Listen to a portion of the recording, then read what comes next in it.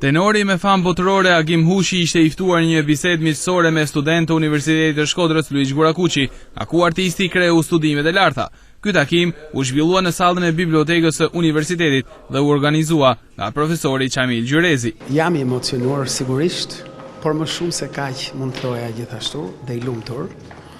Është një rikthim, është një, mund të them, lidhje dimensionale e korave.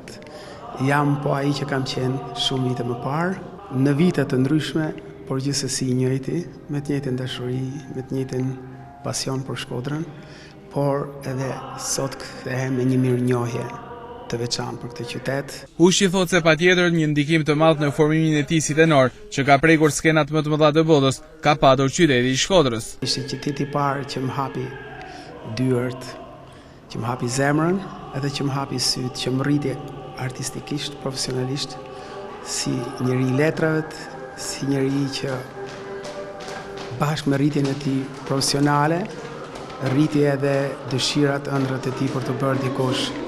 Ishte pikërisht Ferit Bala që më zgjoi atë ëndrrën që më vonë do të bëj jeta ime e tenorit.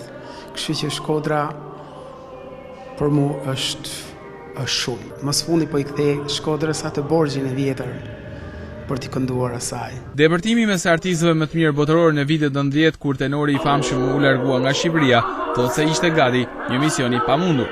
Një pamundësi, gati e pamundur, një botë krejt tjetër që asnjë shqiptar se kishte prekur, asnjë shqiptar se kishte provuar, dhe të thuaj jam shqiptar në atë kohë ishte vërtet shumë. Por gjithsesi unë ja dola pikërisht duke qenë shqiptar, edhe ajo që mund të them më shumë se sa vit realizimi im personal si artist e ëndrrës time, unë realizova atë që t'i ngrej emrin bashkë me timin mbi të gjitha Shqipërisë. Tenori Agim Hushi do të ketë koncertin e tij recital përpara publikut të Shkodrës ditën e martë në orën 19 në Teatrin Migjeni, teksa do të performojë disa prej pjesëve më të njohura.